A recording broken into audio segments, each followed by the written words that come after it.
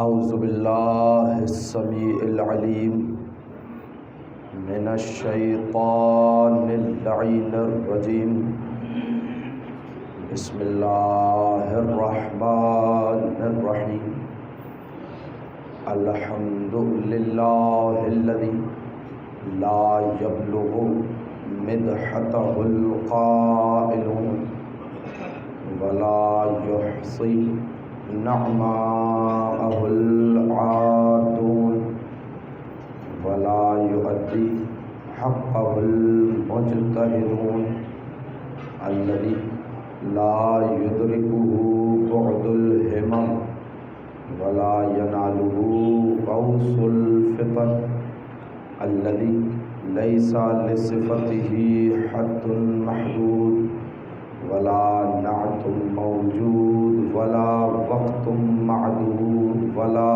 أجل ممدود فطر الخلائق بقدرته ونشر الرياح برحمته ووتد بالصخور ميدان أرضه ثم الصلاة والسلام على رسول الثقلين محبوب رب المشرقين والمغربين وسيلتنا في الدارين جد الحسن والحسين أبي القاسم محمد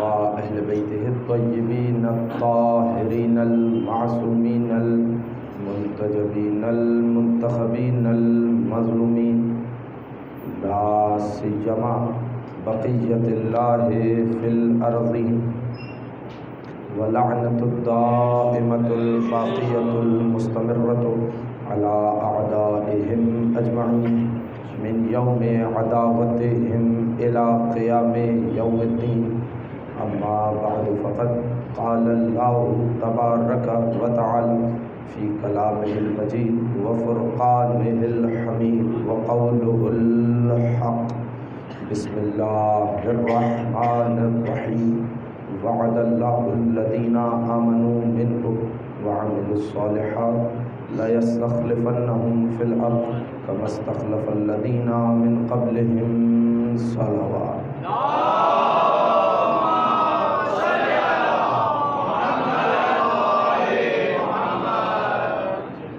عزیزان گرامی منزلت اور معتبر سامعین مال و بصیرت، عزاداران سرکار سید الشہداء اور ماتمداران غریب کربلا، آپ حضرات کی اس مقدس مطہر اور متبرک بارگاہ میں پہلی مرتبہ حاضری کا شرف حاصل ہو رہا ہے۔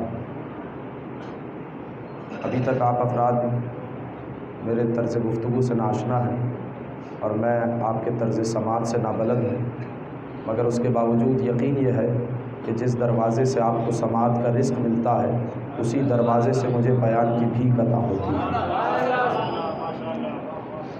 کیونکہ ہمارا دروازہ ایک ہے، ہمارا آستانہ ایک ہے۔ ہم اپنی جبین نیاز کو جس دروازے پہ خم کرتے ہیں وہ کوئی معمولی آستانہ نہیں، باب علم کا آستانہ ہے۔ اسی لیے تو آل رضا مرحوم نے کہا تھا کہ چلو سلام کریں ایسے آستانے کو حسین پال کے جس نے دیا زمانے کو۔ تو بس آپ کی سماعت اسی طریقے سے اگر ساتھ ساتھ چلتی رہے تو چند فضائل کے گوشے آپ کے گوش گزار کرنے ہیں، تو متوجہ ہیں آپ حضرات اور یقیناً بیدار ہیں تو ایک مرتبہ بیداری والی صلوات پڑھیں محمد علیہ وسلم۔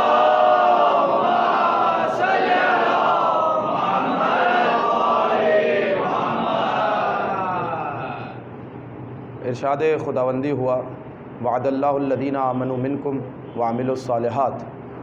آیہ استخلاف مشہور و معروف آیت ہے۔ محمد آل محمد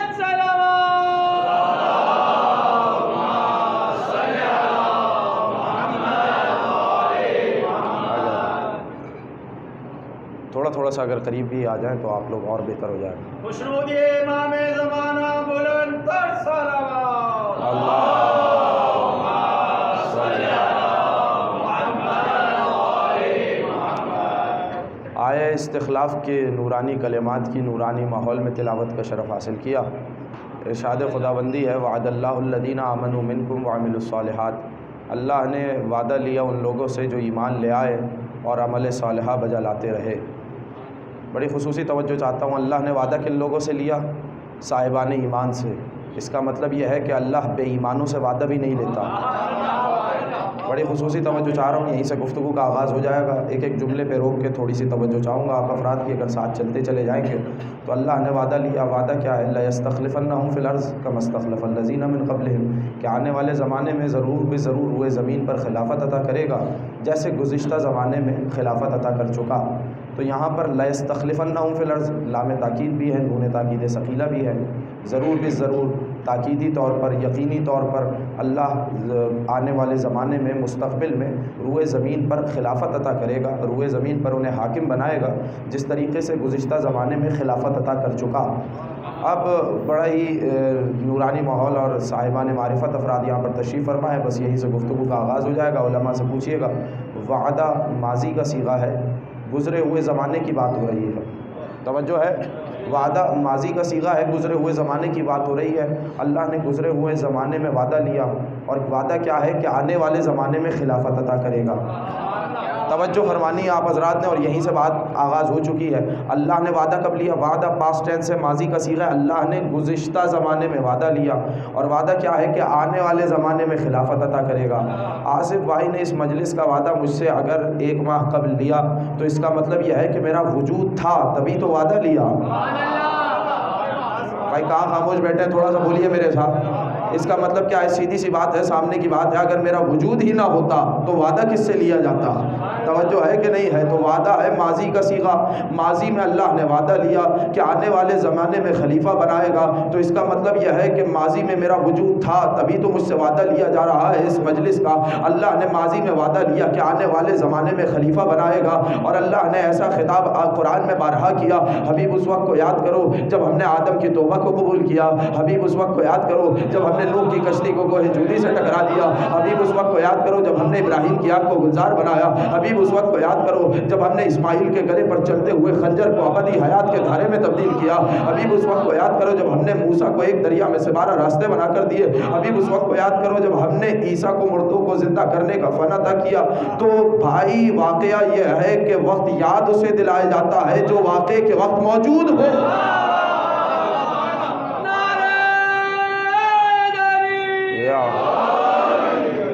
اگر کوئی موجود ہی نہ ہو تو اسے واقعہ کیا یاد دلایا جائے گا؟ وعدہ ماضی کا صیغہ ہے کہ آنے والے زمانے میں خلیفہ بنائے گا۔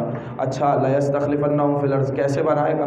كَمَا اسْتَخْلَفَ الَّذِينَ مِنْ قَبْلِهِمْ، بالکل اسی طریقے سے، بالکل اسی طرز پر، بالکل اسی انداز سے، بالکل اسی کیفیت سے کہ جیسے پچھلے زمانے میں خلیفہ بنایا تھا۔ اور جو ہے کاف تشبیہ ہے، اور یہاں پر ذات میں تشبیہ نہیں ہے، فعل میں تشبیہ ہے، یعنی جیسے پہلے بنایا تھا۔ بڑے خصوصی توجہ، جیسے پہلے بنایا تھا ویسے ہی آنے والے زمانے میں بنائے گا۔ توجہ ہے، جیسے پہلے بنایا تھا۔ اچھا پہلے کیسے بنایا تھا؟ تو جب اللہ نے انی جاعل فی الارض خلیفہ کی ضرب سے کائنات کے سناٹے کو توڑ کر آدمیت کے کارواں کا آغاز کیا تو تمام فرشتوں کو جمع کر کے کہا کہ میں زمین پر ایک خلیفہ بنانے والا ہوں۔ اب میں ایک جملہ کہہ کر آیا ہوں، لوگوں سے معذرت کے ساتھ میں جملہ دوبارہ عطیہ کرتا ہوں کہ میں ابھی کہہ کر آیا تھا کہ انی جاعل فی الارض خلیفہ کی ضرب سے جب کائنات کے سناٹے کو توڑا تو اعلان کیا کہ میں زمین پہ خلیفہ بنانے والا ہوں۔ فرشتوں کا مجمع تھا، اللہ اعلان کرنے والا تھا کہ میں زمین پر ایک خلیفہ بنانے والا ہوں۔ اس کا مطلب یہ ہے کہ اللہ نے ہمیشہ کے لیے سنت الہی قائم کر دی کہ اللہ کا بنایا ہوا خلیفہ کسی چور دروازے سے نہیں آتا، اعلان کے ساتھ آتا ہے۔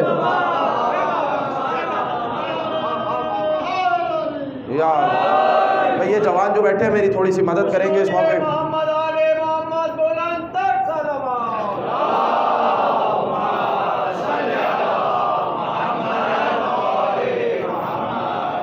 یعنی اس کا مطلب یہ ہوا کہ اللہ کا بنایا ہوا خلیفہ نہیں۔ اب میں جملہ دینے جا رہا ہوں، سارے لوگ متوجہ ہو جائیں گے تو یہ جملہ ہدیہ کر دوں گا۔ اللہ کا بنایا ہوا خلیفہ، دیکھیے فرشتے جمع تھے، اللہ نے اعلان کیا کہ میں زمین پر خلیفہ بنانے والا ہوں، تو میں جملہ کہہ رہا ہوں کہ اللہ کا بنایا ہوا خلیفہ کسی چور دروازے سے نہیں آتا، اعلان کے ساتھ آتا ہے۔ اسی لیے ہم نے بھی رسول اسلام کا خلیفہ کسی چور دروازے سے نہیں لیا، غدیر کے چوراہے سے لیا ہے۔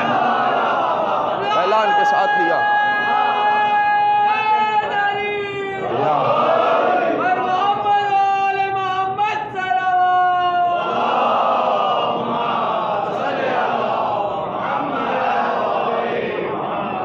اور ایک مرتبہ جب اعلان کیا، فرشتوں نے کہا کہ بارالہ تو اسے خلیفہ بنائے گا جو زمین میں فساد کرے اور خون ریزی کرے۔ عجیب بات ہے، عجیب بات ہے۔ اور جا کر قرآن دیکھیے گا، اپنی عبادتوں کا گنوایا، نحن نسبح و نقدس لک، ہم تیری تسبیح بھی کرتے ہیں، تیری تقدیس بھی کرتے ہیں، تو اسے بنائے گا جو زمین میں فساد برپا کرے، خوریزی کرے۔ کم از کم اتنا تو پتہ چل گیا کہ اللہ کا بنایا ہوا خلیفہ زمین میں کسی کا خون نہیں بہاتا۔ بڑی خصوصی توجہ، زمین میں ناحق کسی کا خون نہیں بہاتا، فساد برپا نہیں کرتا، خوریزی نہیں کرتا ناحق، تو یہ اللہ کے خلیفہ کی پہچان ہوتی ہے۔ لیکن کیا کہا اللہ نے؟ انی عالم ما لا تعلمون، جو میں جانتا ہوں وہ تم نہیں جانتے۔ اب یہ جملہ اگر پہنچ گیا تو پوری گفتگو پہنچ گئی۔ کیا کہا؟ جو میں جانتا ہوں وہ تم نہیں جانتے، یعنی اس کا مطلب یہ ہے کہ فرشتوں نے کیا اعتراض۔ فرشتے کون ہیں؟ فرشتے ہیں معصوم، سارے مل کر آئے اور کہا پروردگار تو اسے خلیفہ بنائے گا جو زمین میں خوریزی کرے، جو زمین میں فساد برپا کرے۔ تو اللہ نے فرشتوں کو، معصوم فرشتے تھے، اللہ کی عبادت کرتے تھے، کوئی گناہ سرزد نہیں ہوا، معصوم ہے اور کوئی گناہ سرزد نہیں ہوا، اللہ کی عبادت میں ہی مصروف عمل رہتے ہیں، اللہ کے پاس آئے اور جمع ہو کر آئے اور سب نے کہا بارالہ کیا اسے بنائے گا جو زمین میں خوریزی کرے اور فساد برپا کرے؟ تو اللہ نے ڈانٹ کر کہا انی عالم ما لا تعلمون، جو میں جانتا ہوں وہ تم نہیں جانتے۔ اس کا مطلب یہ ہے کہ اللہ اپنے خلیفہ کے بنانے کے بارے میں جب معصوم لوگوں کا اجماع قبول نہیں کرتا تو گنہگاروں کا کہاں سے کرے گا؟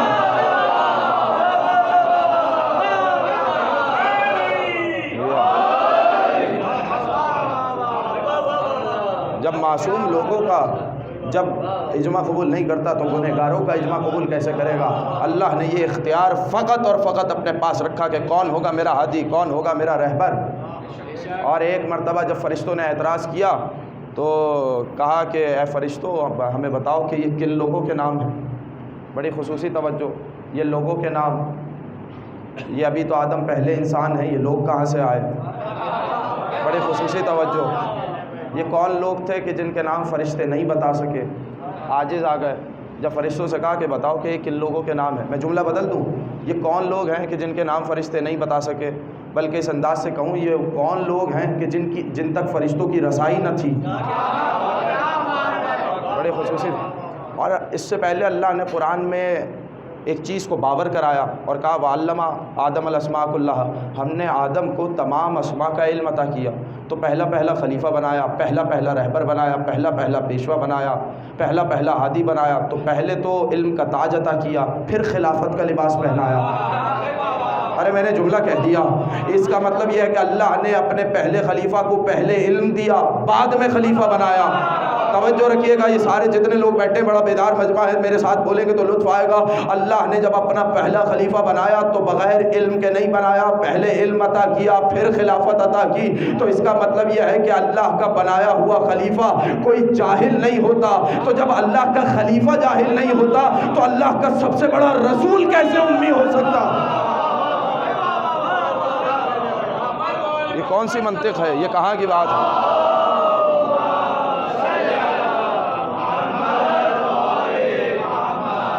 علم عطا کیا تو اب فرشتوں نے جو اعتراض کیا تو اب کہا کہ وَعَلَّمَ آدَمَ الْأَسْمَاءَ كُلَّهَا، ہم نے آدم کو تمام اسماء کا علم عطا کیا۔ اب فرشتوں سے کہا کہ تم بتاؤ کہ کن لوگوں کے نام ہیں۔ جب فرشتے بتانے سے عاجز ہو گئے، بتا نہیں سکے، تو ایک مرتبہ آدم سے کہا یا آدم انبئہم باسمائہم، آدم ان فرشتوں کو بتاؤ کہ یہ کن لوگوں کے نام ہیں۔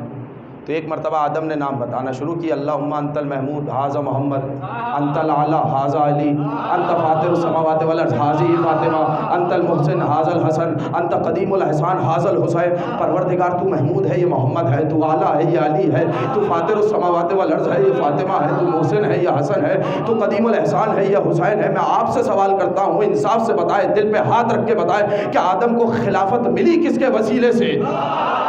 भाई ये खामोश क्यों है? कोई एतराज़ है, कोई खौफ है, कोई घबराहट है तो बताइए। मैं आपसे सवाल कर रहा हूँ, इंसाफ से बताइए कि आदम को खिलाफत मिली किस सबब से?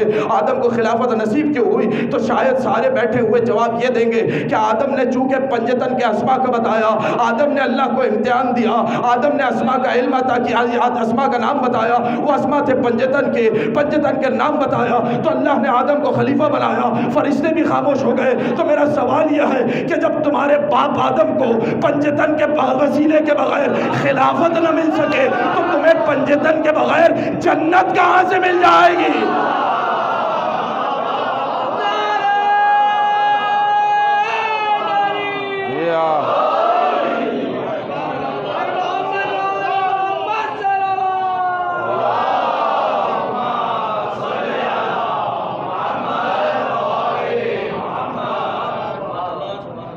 अब लोग कहते हैं साहब ये आपकी खुशअक़ीदगी है, ये आपने कैसे कह दिया। अच्छा चलिए, एक लफ्ज़ है खलीफा, आप बताइए खलीफा निकला काहे से है? खलीफा का मतलब क्या है? खलीफा का मफ़हूम क्या है? खलीफा का माना क्या है? तवज्जो है? खलीफा निकला कहाँ से है? इसका रूट वर्ड क्या है? खलीफा निकला है खल्फ से। जो अफराद जाते हैं ज़ियारत पे भी और जो गल्फ़ कंट्रीज़ में रहते हुए आए उन्हें अंदाज़ा होगा कि खलीफा किससे निकला है? खल्फ से। खल्फ का मतलब क्या है? पीछे। खल्फ कहते हैं पीछे को। खलीफा का मतलब क्या हुआ? पीछे आने वाला।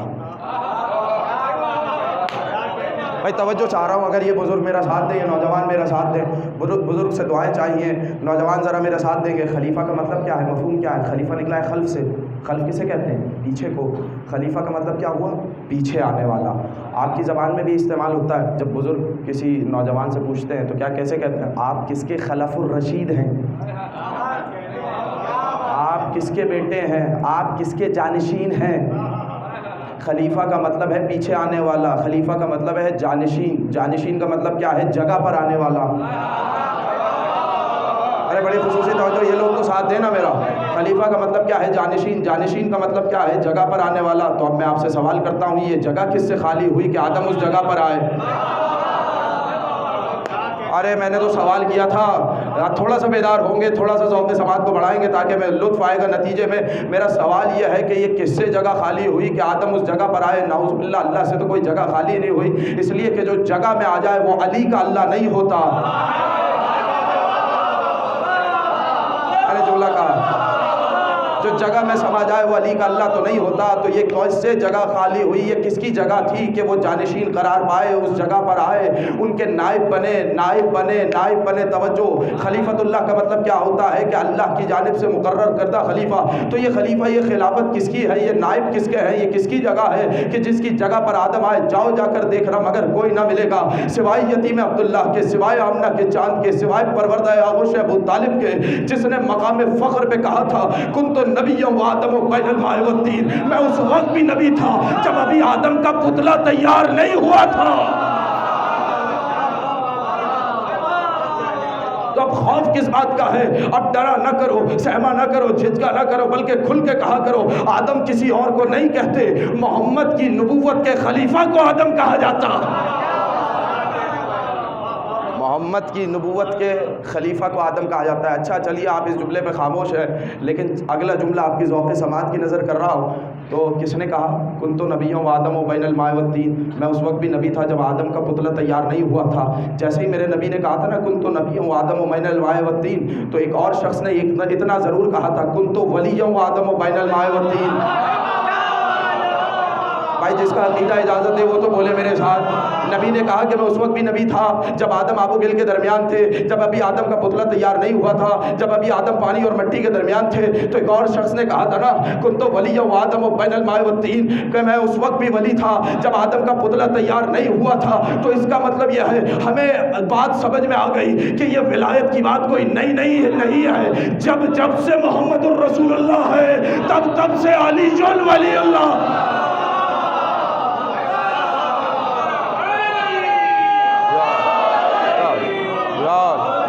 ऐसे नहीं, एक बेहतरीन अंदाज में नारा लगा है मोहम्मद वाले मोहम्मद का।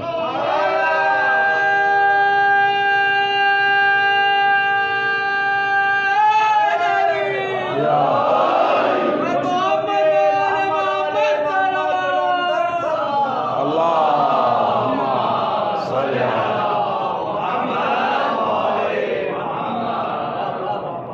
نے کہا کن تو ولی آدم و بین الوالدین. اچھا بات یہاں تک پہنچ گئی ہے, مجھے بس امام کی خدمت میں حاضر ہونا ہے, ممدوح کی خدمت میں آنا ہے. لیکن چلیے جب بات یہاں تک آ گئی ہے تو یہ بات مکمل کیے دیتا ہوں. تو محمد کی نبوت کے خلیفہ کون ہے؟ آدم. اب یہ بزرگ تو بہتر جانتے ہیں, یہ بچے اور نوجوان جواب دیں کہ بتائیں نبوت بڑا عہدہ ہے کہ رسالت بڑا عہدہ ہے؟ یہ نوجوان جواب دیں. یہ رسالت بڑا عہدہ ہے نا, نبوت چھوٹا عہدہ ہے. رسالت ایسا ہے کہ نہیں ہے؟ نبوت چھوٹا عہدہ ہے, رسالت بڑا عہدہ ہے. تو اب محمد کی نبوت کے خلیفہ اگر آدم ہے تو بار الہ محمد کی رسالت کا خلیفہ کون ہوگا؟ ارے اب میری جانب متوجہ ہو جائے. دیکھیے اگر آپ کی توجہ میری جانب ہوگی تو بات بہتر انداز میں پہنچا سکوں گا. اگر محمد کی نبوت کے خلیفہ آدم ہے تو محمد کی رسالت کا خلیفہ کون ہوگا؟ توجہ دیکھیے, نبوت چھوٹا عہدہ ہے, رسالت بڑا عہدہ ہے. کون ہوگا مجھے کیا معلوم کہ محمد کی رسالت کا خلیفہ کون ہے, مگر مجھے اتنا ضرور معلوم ہے کہ نبوت چھوٹا عہدہ ہے, رسالت بڑا عہدہ ہے. اگر محمد کی نبوت کا خلیفہ آدم ہے تو اب محمد کی رسالت کا خلیفہ جو بھی ہوگا وہ آدم سے افضل ہوگا, کمتر نہ ہوگا. اتنے بڑے جملے پہ آپ خاموش رہ گئے. بھائی نبوت چھوٹا ہوتا ہے, رسالت بڑا ہوتا ہے. اگر محمد کی نبوت کے خلیفہ آدم ہے تو اب جو بھی محمد کی رسالت کا خلیفہ ہوگا وہ ہر حال میں آدم سے افضل ہوگا, کمتر نہ ہوگا. مگر الحمدللہ ہم نے جسے محمد کی رسالت کا خلیفہ مانا, اپنا سید مانا, رہبر مانا, رہنما مانا, داتا مانا, والی مانا, کل کا مولا مانا, وہ ہر حال میں محمد کی نبوت کے خلیفہ آدم سے افضل ہے. اور دلیل یہ ہے کہ جب اللہ نے آدم کو جنت سے نکالا تو لباس جنت واپس لے لیا. اب محمد کی رسالت کا خلیفہ وہ ہوگا جس کے بچے زمین پہ بیٹھے رہیں گے, رضوان جنت جنت سے لباس لاتا رہے.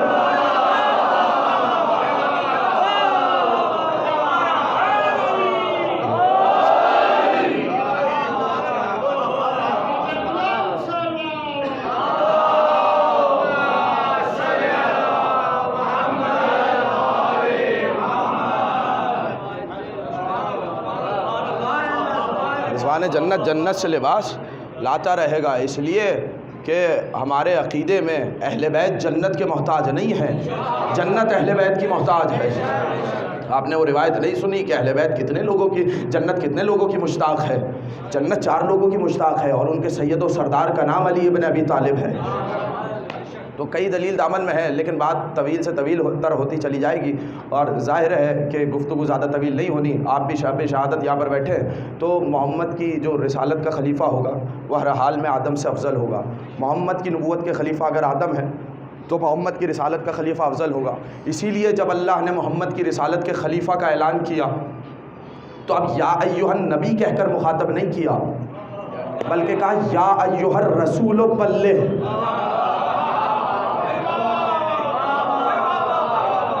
ارے بڑی خصوصی توجہ چاہ رہا ہوں. دیکھیے اب یا ایھا النبی کہہ کے مخاطب نہیں کیا, بلکہ کیا کہا یا ایھا الرسول بلغ, اے رسول پہنچا دیجئے, بلغ تبلیغ کیجئے.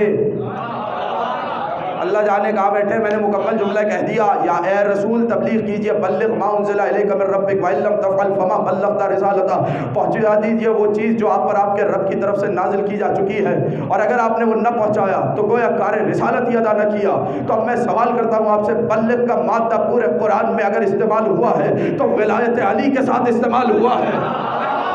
ارے کہاں بیٹھتے ہیں, ہم سے لوگ سوال کرتے ہیں کہ میاں آپ نے مجلس میں پڑھا کیا, آپ صرف فضائل پڑھ کے چلے گئے, کہ کب تک فضائل پڑھیے گا؟ ارے جب تک آپ کے دل میں نہیں اترتے تب تک پڑھیں گے.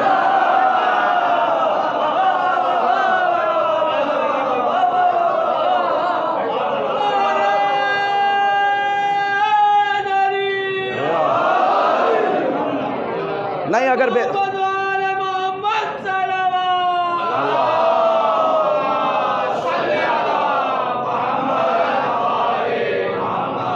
مولانا صاحب کب تک پڑھیے گا؟ جب تک آپ کے دل میں نہیں اترتے, ہم تو تب تک پڑھیں گے. بڑی خصوصی توجہ چاہ رہا ہوں, اگر بیدار ہو جائے تو اس سے بڑا جملہ ہدیہ کرنا چاہ رہا ہوں اس موقع کے اوپر. آیت یہ تیور عجیب ہے, کہہ رہی ہے وہ رسول, اے رسول پہنچا دیے وہ کچھ جو آپ پر آپ کے رب کی طرف سے نازل کیا جا چکا ہے. اگر نہ پہنچایا تو گویا کار رسالت ہی انجام نہ دیا. یعنی اس کا مطلب یہ ہے کہ رسول نے اتنے برس جو تبلیغ رسالت انجام دی ہے, اگر یہ نہ پہنچایا تو وہ کچھ نہ کیا۔ اللہ اکبر۔ وہ چیز کیا ہے جس کے پہنچانے پر پوری رسالت مکمل ہو رہی ہے اور جس کے نہ پہنچانے پر مکمل رسالت ختم ہو رہی ہے؟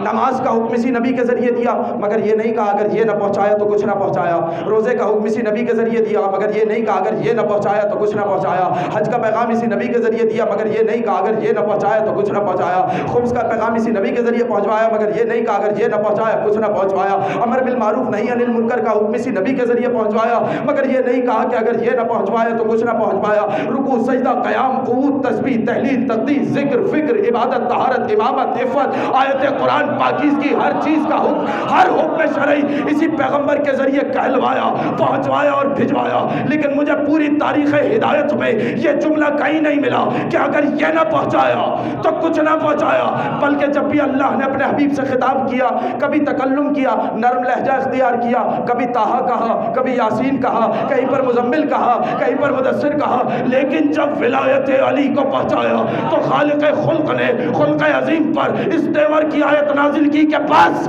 اگر یہ نہ پہنچایا تو کچھ نہ پہنچایا۔ اس کا مطلب یہ ہے کہ ساری شریعت ایک طرف ہے، علی کی ولایت ایک طرف۔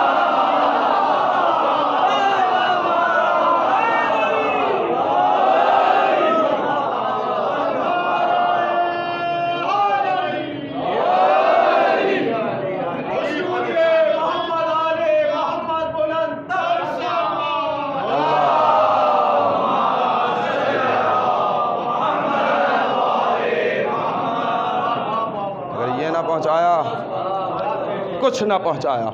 اس لیے کہ یہ بھی لوگوں کی غلط فہمی ہے، غدیر میں صرف ولایت علی کو نہیں پہنچایا، 12 اماموں کی ولایت کو پہنچایا۔ ارے میں نے جملہ کہہ دیا، اب میں ایک جملہ کہہ دوں، جو بھی فضائل پڑھتا ہے صاحب غلو کر دیا ہے، صاحب نصیری ہو گئے۔ نصیری فقط ایک علی کو مانتا ہے، ہم 12 علی کو مانتے ہیں۔ ارے کہاں بیٹھے ہیں آپ؟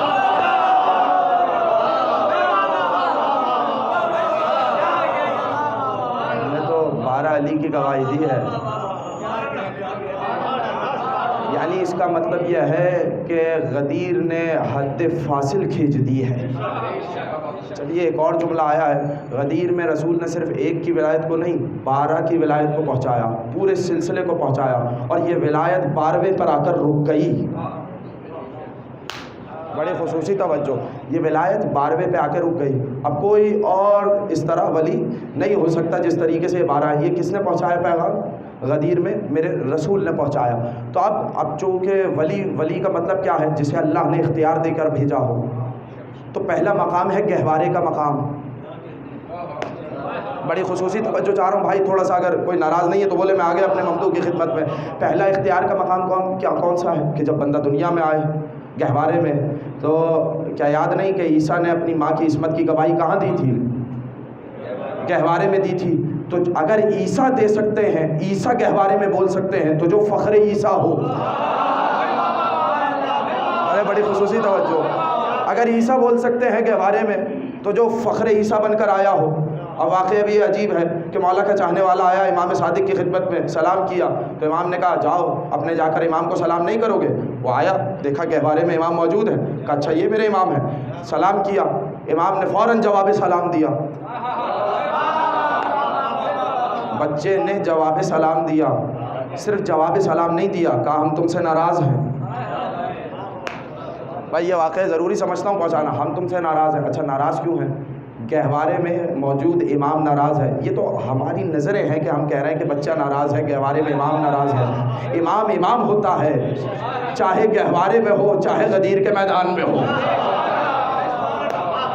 چاہے گہوارے میں ہو، چاہے آغوش میں ہو، چاہے جوانی کی منزل میں ہو، چاہے بڑا، یہ تو ہماری نگاہوں کا قصور ہے، ورنہ امام ہر حال میں ہر جگہ پر امام ہوتا ہے۔ وہ آیا، امام نے کیا کہا کہ ہم تم سے ناراض ہیں۔ ناراض ہونے کی وجہ کیا ہے؟ گھبرا گیا، پریشان ہو گیا کہ امام مجھ سے ناراض ہے۔ کہا مولا مجھ سے کیا خطا ہوئی؟ کہا تمہارے یہاں کچھ دن پہلے بیٹی کی ولادت ہوئی ہے، امام ابھی 7 دن کے ہیں اور خبر دے رہے ہیں پہلے کی۔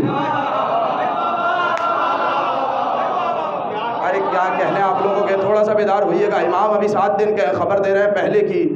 جو سامنے والے کے مزاج کو نہ جانتا ہو وہ کیسے امام ہو سکتا ہے؟ جو دلوں کے حال سے واقف ہو وہ امام ہوتا ہے۔ فوراً کہا کہ تم نے اپنی بیٹی کا نام ہماری دشمن کے نام پہ رکھا ہے۔ میں نے پھر جملہ کہہ دیا، اللہ جانے کس تک پہنچا یا نہیں۔ ہم تم سے ناراض اس لیے ہے کہ تم نے اپنی بیٹی کا نام ہمارے دشمن کے نام پر رکھا ہے، جاؤ اور جا کر اپنی بیٹی کا نام تبدیل کرو۔ فوراً گھبرا گیا، اس نے جا کر اپنی بیٹی کا نام تبدیل کیا، امام راضی ہو گئے۔ تو سوال ہے، انصاف کے ساتھ مجھے جواب دے، دلوں پر ہاتھ رکھ کے مجھے جواب دے، جو امام اپنے بچوں کا نام اپنے دشمنوں کے نام پر رکھنے سے راضی نہ ہو، وہ ان سے محبت پر کیسے راضی ہو سکتا؟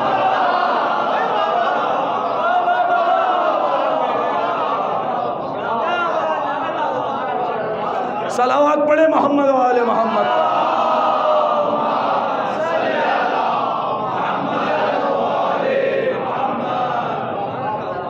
کیسے راضی ہو سکتا ہے؟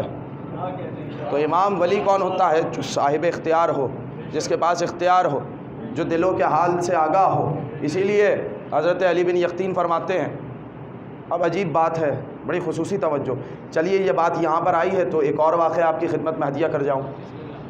اور امام کا ایک صحابی ہے، اور اس زمانے میں وہ حج کے لیے کرائے پہ اونٹ چلایا کرتا تھا، ٹھیک ہے؟ تو اس زمانے کا بادشاہ ہارون رشید بھی جب حج پہ جاتا تھا تو کرائے کے لیے اونٹ اس سے لیا کرتا تھا۔ بڑی خصوصی توجہ، تو اتنا بڑا کاروبار تھا اس آدمی کا۔ تو اب بڑی خصوصی توجہ، بہت سے لوگ ہیں بڑے غور سے اس واقعے کو سنیں، اور مکمل ابھی مجھے ذہن میں آیا تو چلیے میں نے کہا یہ آپ کی خدمت میں ہدیہ کرتا چلا جاؤں۔ تو ایک مرتبہ امام نے اس سے کہا کہ کیا ہے، تم ہارون کو اونٹ کرائے پر دیتے کیوں ہو؟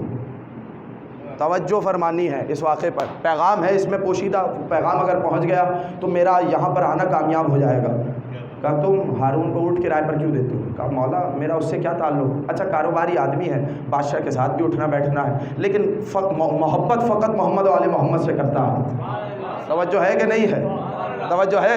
کہا تم ہارون کو اونٹ کرائے پہ، کہا مولا میں تو فقط اونٹ کرائے پہ دیتا ہوں، یہ تو میرا کاروبار ہے، میں اس سے محبت تھوڑی کرتا ہوں، میں اسے اپنا امیر تھوڑی مانتا ہوں، میں اسے اپنا آقا تھوڑی مانتا ہوں، میں تو فقط کرائے پر اونٹ دیتا ہوں۔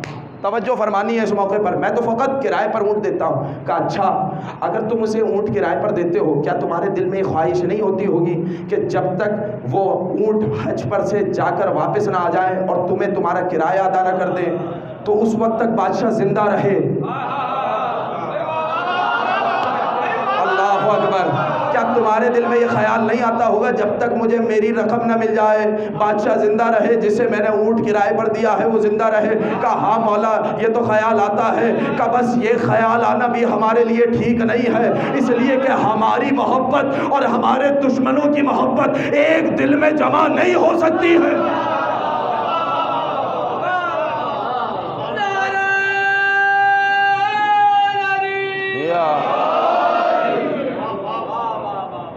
کہنے کو بہت ساری چیزیں ہیں لیکن اب یاد پہ یاد آتی چلی جائیں گی تو بات بڑھتی چلی جائے گی، بس دامن وقت میں گنجائش کم ہے، بس 2-3 جملے آپ اور سماعت کیجئے امام کاظم علیہ السلام کے بارے میں۔ تو یہ پیغام دیکھا،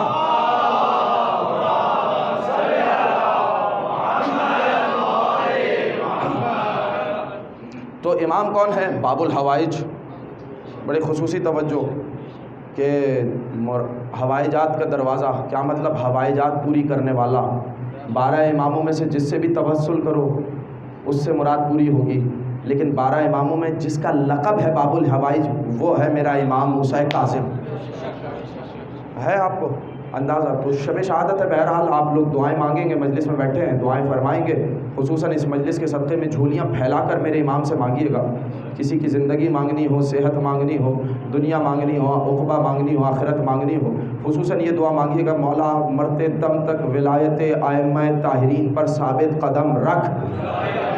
یہ باب الحوائج ہے، ہم توسل کرتے ہیں، اور یہ بھی باب الحوائج سے توسل کرتے ہوئے میرے والد کی صحت یابی کے لیے بھی دعا فرمائیے گا، خدا ان کو طول عمر عطا فرمائے، صحت و سلامتی کے ساتھ ان کا سایہ ہمارے سروں پہ برقرار رہے۔ ایک مرتبہ صلوات پڑھیں ان کی صحت و سلامتی کے لیے محمد۔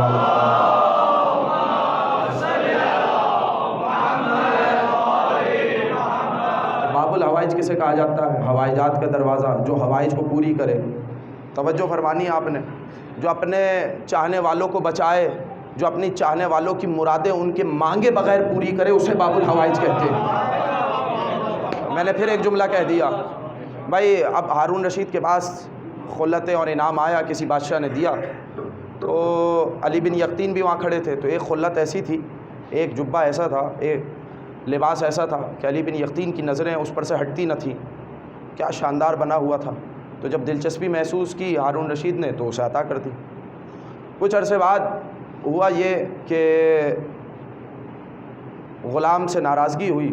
غلام نے جا کے ہارون رشید کے پاس شکایت لگائی کہ یہ آپ سے بھی رسم رکھتا ہے اور ویسے اس کے دل میں موسیٰ کاظم کی محبت ہے, یہ خفیہ طریقے سے ان سے رابطے میں ہے. توجہ فرمانی ہے یہاں پر. اچھا, اب اس نے علی بن یقطین نے خط لکھا امام کاظم کی خدمت میں اور انہیں خلت بھی بھجوائی اور چند رقم بھی ہدیہ بھجوائی. امام نے رقم رکھی, خلت واپس کر دی اور کہا اس کی ضرورت تمہیں ہے, اس کی ضرورت تمہیں ہے. وہ واپس آ گئی خلت. اب بڑا پریشان ہوا. کچھ دن کے بعد جب ہارون رشید نے بلوایا کہ لاؤ ہماری خلت کہاں ہے, بڑی خصوصی توجہ, لاؤ ہماری خلت کہاں ہے, تو بہرحال غلام کو بھیجا کہ فلاں جگہ پہ رکھی ہے, واپس لائی جائے. وہ خلت دیکھی تو ایک مرتبہ اٹھا کہ لوگ تمہارے بارے میں بہت بھڑکاتے ہیں.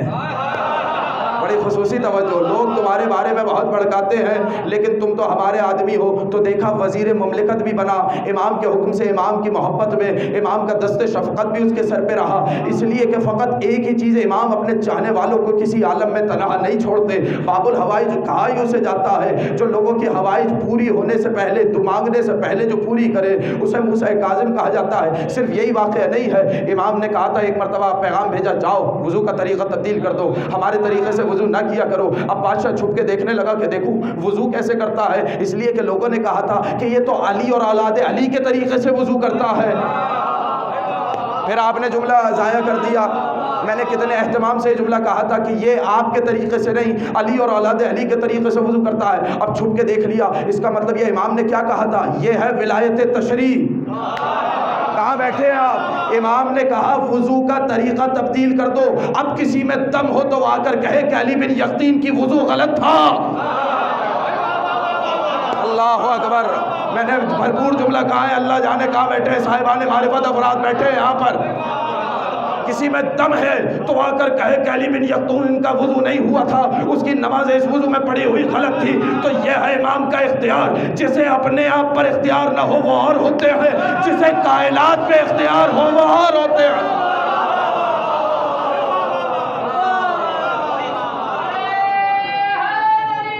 یا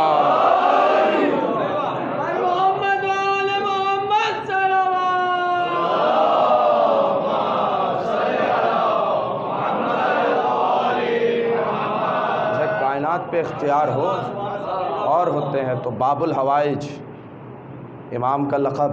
بار بار توجہ اس لیے دے رہا ہوں, توسل کریں پریشانیوں میں, امام سے مانگیں. امام سے کوئی پریشانی آئے منت مانگیں, نیت کریں کہ ساتھ کاظمی سادات کی خدمت کروں گا, ہدیہ بھیجوں گا یا کھانا کھلاؤں گا.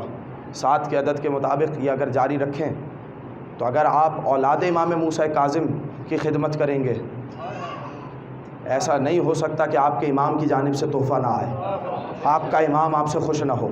کوئی بھی مصیبت ہو, کوئی بھی پریشانی ہو, توسل کریں اپنے امام موسیٰ کاظم سے.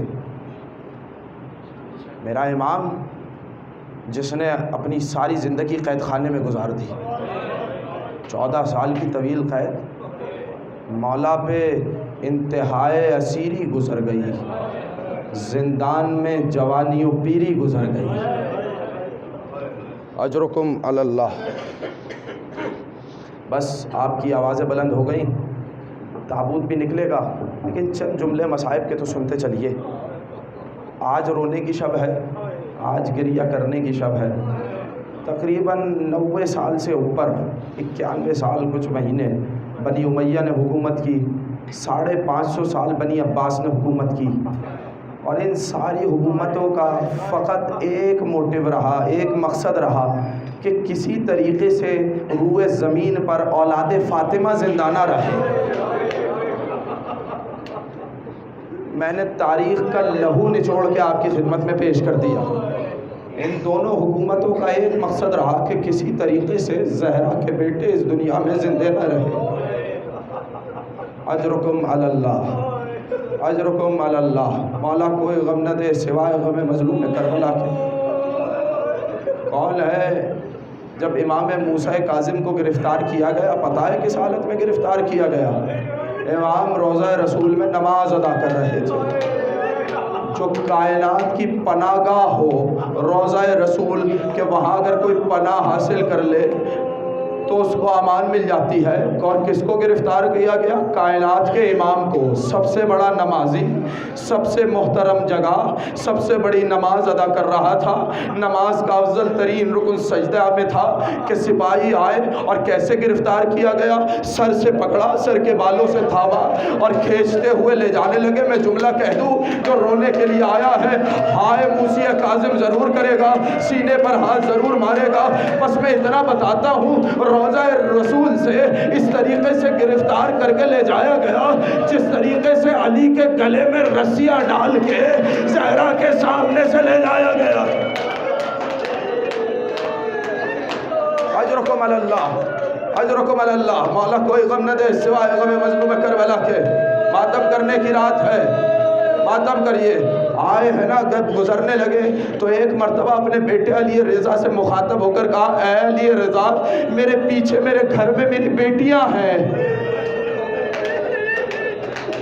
آپ تو ظاہرین ہیں شہزادی معصومہ قم کے، میرا دل کہتا ہے امام رضا بھی آئے ہوں گے، بی بی معصومہ قم بھی آئے ہوگی۔ اے شہزادی، ہماری اس عبادت کو اپنی بارگاہ میں قبول فرمانا۔ اے بی بی، ہمارا شمار امام موسیٰ کاظم کا زداروں میں فرمانا۔ اے بی بی، زداروں کو سلامت رکھنا۔ اب یہ جملہ کہہ رہا ہوں، امام کی بیٹیاں گھر میں تھی، کہا علی رضا میری بیٹیاں گھر میں ہے، تمہیں میرے حق کا واسطہ جب تک میں واپس نہیں آتا اگر میرے گھر میں اپنا بستر صحن خالہ میں ڈال کے سونا۔ اللہ جانے آپ نے کیسے یہ جملہ سنا۔ امام علی رضا کے غلام کہتا ہے کہ جب تک امام موسیٰ کاظم قید میں رہے، امام علی رضا مسلسل 4 سال تک صحن خانہ میں بستر رہا، صحن خانہ میں رہتے تھے۔ اچھا بتائیں کتنے سال قید میں رہے؟ مختلف زندانوں میں قید میں رہے، ملائیں تو لگ بھگ لمسم تقریباً 14 سال بنتے ہیں۔ مجھے آپ جواب دیں، 14 سالوں میں کتنی عیدیں آتی ہیں؟ بتائیں، جو عزادار ہیں، نوجوان ہیں، بتائیں مجھے۔ 14 سالوں میں 28 عیدیں آتی ہیں۔ سب سے زیادہ احساس ہوتا ہے بیٹیوں کو۔ میں نے پھر جملہ کہا ہے، سب سے زیادہ احساس ہوتا ہے بیٹیوں کو۔ جب بیٹیاں مدینے کے بچوں کو عید مناتے ہوئے دیکھتی ہوگی، کیا اپنے بابا کو یاد کر کے نہ کہتی ہوگی، اے بابا موسیٰ کاظم، یہ مدینے کے بچے تو عید منا رہے ہیں مگر ہائے ہم باپ کے ہوتے ہوئے بھی یتیموں کی طرح عید منا رہے ہیں۔ جزاک اللہ، جزاک اللہ، اجرکم علی اللہ، اجرکم علی اللہ۔ مختلف زندانوں میں قید رہے، مگر جس زندان میں بھی قید رہے کبھی سر سجدے میں رہ کر رکھتے تھے۔ اگر فجر کی نماز کے بعد تو ظہر میں سر سجدے سے اٹھاتے تھے، پھر طویل سجدہ، دن بھر روزہ، رات بھر نمازیں، دن بھر سجدہ، سجدے میں سر رکھ کے دعا مانگتے تھے، پروردگار میں نے تجھ سے اپنی عبادت کے لیے وقت مانگا تھا، تیرا شکر ہے کہ تو نے اپنی عبادت کے لیے مجھے وقت عطا کیا۔ اجرکم علی اللہ، جزاک اللہ، جزاک اللہ۔ جو حق ہے رونے کا، سینے پر ہاتھ مارتے ہوئے آئے، اللہ جانے کہ اگلے سال کس کے نصیب میں یہ ماتم لکھا ہو۔ اجرکم علی اللہ۔ مولا آپ سب کی جتنے حاضرین یہاں بیٹھے ہیں سب کی زندگی دراز فرمائے، امام موسیٰ کاظم کے صدقے میں سب کو صحت و سلامتی عطا فرمائے۔ مگر یہ جملے سنیے گا، جب ہارون رشید نے دیکھا کہ جس زندان میں بھی قید ہوتے ہیں اس کا والی ان سے متاثر ہو جاتا ہے، ارد گرد کے لوگ کردار سے متاثر ہو جاتے ہیں، تو ایک مرتبہ شقی القلب سندی بن شاہد کے قید خانے میں قید کیا۔ اجرکم علی اللہ۔ وہ قید خانہ کیا تھا؟ آپ جائیے گا اور مفاتیح الجنان میں وہ جو درود ہے امام موسیٰ کاظم کا، وہ درود پڑھیے گا، اس میں ایک لفظ آیا ہے، امام کو متمورہ میں قید کیا گیا۔ متامیر جمع ہے، متمورے میں قید کیا گیا۔ یہ متمورہ کیا ہے؟ آپ نے کال کوٹری کا لفظ تو سنا ہے، ایسی جگہ جہاں نہ روشنی کا گزر ہو نہ ہوا کا گزر ہو، جہاں موت کے قیدی کو قید کیا جاتا ہے۔ یہ متبورہ جانتے ہیں کیا ہے؟ یہ زمین کے اوپر کا قید خانہ نہیں ہے، یہ زیر زمین قید خانہ ہوتا ہے۔ زمین میں بہت گہرائی میں گڑھا کرنے کے بعد اتنا قید خانہ بنتا ہے۔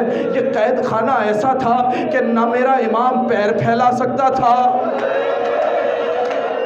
نہ میرا امام کھڑا ہو سکتا تھا۔ اجرکم اللہ، اجرکم اللہ۔ ہاتھوں میں ہتھکڑیاں تھی، پیروں میں بیڑیاں تھی۔ مفاتیح الجنان میں پڑھیے گا، میرا سلام ہو میرے اس امام پر جس کی پنڈلیاں کا گوشت اس کے زیور کی وجہ سے ختم ہو گیا۔ اجرکم اللہ، اجرکم اللہ، جزاک اللہ، جزاک اللہ، جزاک اللہ۔ اللہ جانے کیسا قید خانہ تھا، میرا امام قید خانے میں قید تھا۔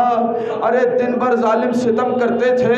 جملہ سنیں گے، جب کبھی ایک روشن دان، چھوٹا سا روشن دان بنا ہوا تھا، جب کبھی ہوا کی ضرورت محسوس ہوتی تھی، اپنے چہرے کو جب وہاں پر لاتے تھے تو ظالم کوئی تماچا مارتا تھا۔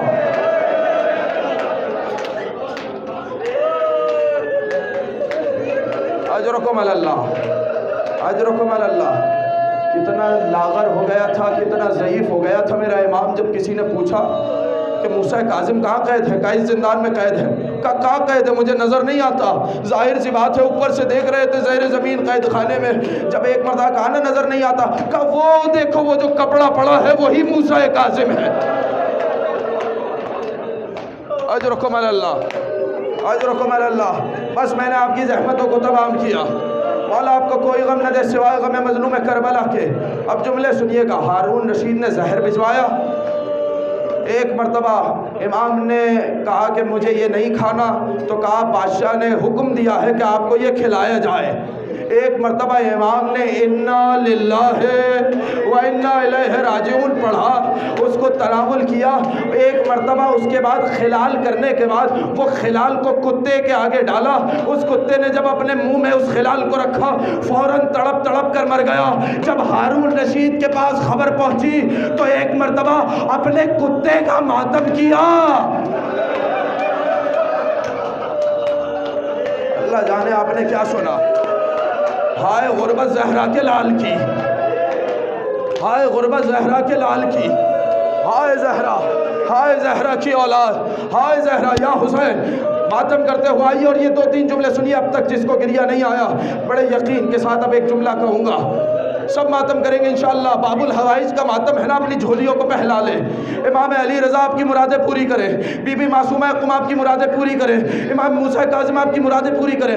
دعا مانگے مصائب کے دوران کہ پروردگار عالم میرے والد کو صحت و سلامتی عطا فرمائے، امام موسیٰ کاظم کے صدقے میں طول عمر عطا فرمائے۔ اور یہ جملہ سنیے گا، جو حاجات مانگنی ہو نا اس جملے پر مانگ لیجئے گا اور ماتم کریے گا۔ اجرکم اللہ۔ دیکھیے میں جو جملہ بڑے یقین کے ساتھ کہہ رہا ہوں، ایک ایک عزادار میری جانب متوجہ ہو جائے اور اب میں جملہ کہوں گا۔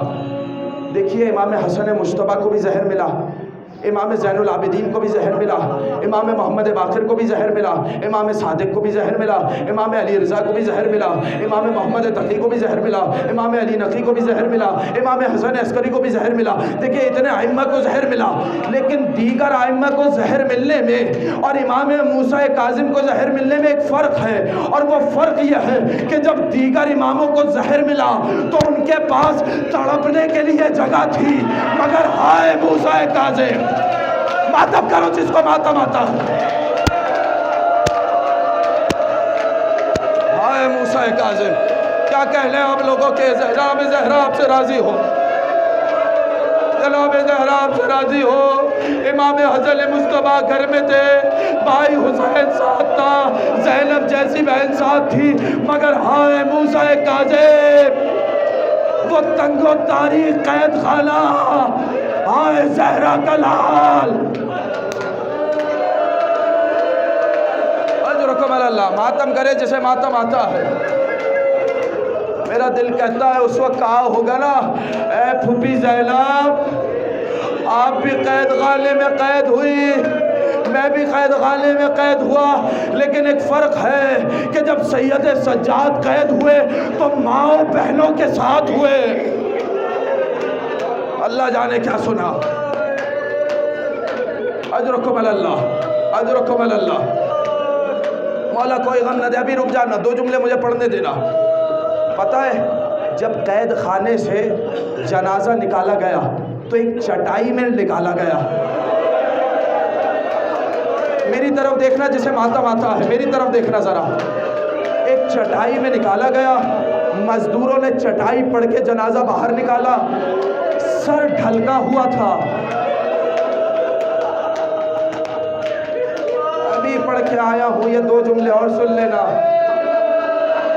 آل محمد کے گھرانے میں یہ پہلا جنازہ نہیں ہے جو چٹائی پر اٹھا ہے، جو گلیم پر اٹھا ہے۔ پہلا جنازہ ہے آپ کے مولا علی کا۔ جب سر پہ ضربت لگی ہے تو اس کے بعد جب گھر تک لایا گیا ہے تو ایک چٹائی میں حسن و حسین تھام کے لائے ہیں۔ اللہ جانے اب جو جملہ پڑھوں ہائے حسین کر لینا، ہائے ماتم ضرور کرنا۔ دوسرا بتاؤں کس کا جنازہ اٹھا ہے؟ جب حسن کے یتیم قاسم نے کہا چچا مدد کو آئیے، حسین دوڑے مدد کے لیے، عباس دوڑے، دائیں جانب کے گھوڑے بائیں جانب، بائیں جانب کے گھوڑے دائیں جانب۔ ہائے حسن کا یتیم قاسم ٹکڑوں میں تقسیم ہو گیا۔ حسین نے چٹائی کو بچھایا،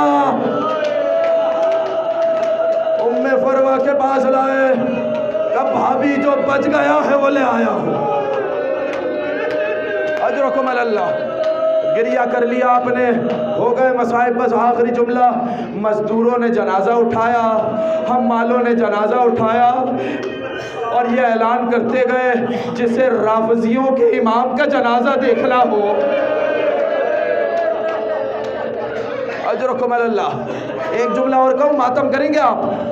دنیا کا کتنا ہی بڑا قیدی کیوں نہ ہو، اس کی قید اس کی موت پر ختم ہو جاتی ہے، مگر ہائے موسیٰ کاظم، جب مزدوروں نے جنازہ اٹھایا تو ہاتھوں میں ہتھکڑیاں تھی،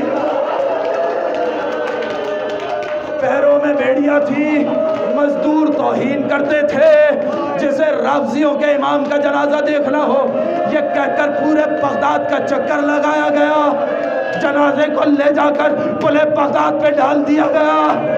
کوئی نہ تھا جو 3 دن تک زہرا کے لال کا جنازہ اٹھاتا، مگر اللہ نے ایک سلیمان کو بھیجا جس نے اعلان کیا یہ طیب ابن طیب کا جنازہ ہے۔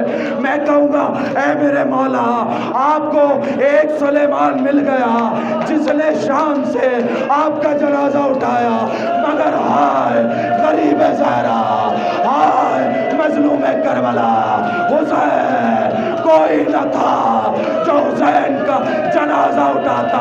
ایک بیٹا سید سجاد، ہاتھوں میں ہتھکڑیاں، پیروں میں بیڑیاں، یہ کہتا ہوا گزرا، بابا مجھے معاف